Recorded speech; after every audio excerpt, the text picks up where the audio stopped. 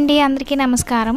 ఇంతకీ ఈరోజు షార్ట్ ఏంటంటే, నేను మా పాపకి చాలా హాస్పిటల్ చూపించాను. Private hospital. పుట్టినప్పటి నుంచి దానికి బ్రీతింగ్ ప్రాబ్లమ్ ఉంది. అండ్ నోస్ అయితే పూర్తిగా క్లోజ్ అయిపోయి ఉంటది.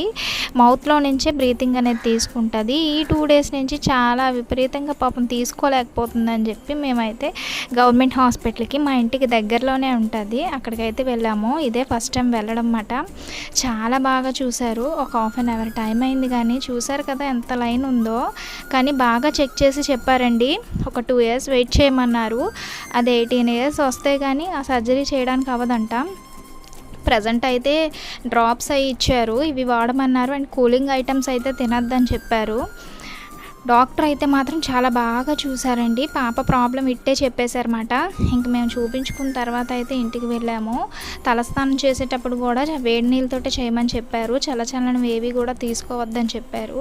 మనం అనుకుంటాం కదా ప్రైవేట్ హాస్పిటల్లే బెటర్ అని. కానీ ఈఎన్టీ హాస్పిటల్ మన వైజాగ్‌లోని చాలా బాగా చూస్తున్నారు. ఎవరికైనా ఇలాంటి ప్రాబ్లమ్స్ ఉన్నట్టయితే చక్కగా చూపించుకోండి. Thank you all of you. Bye bye.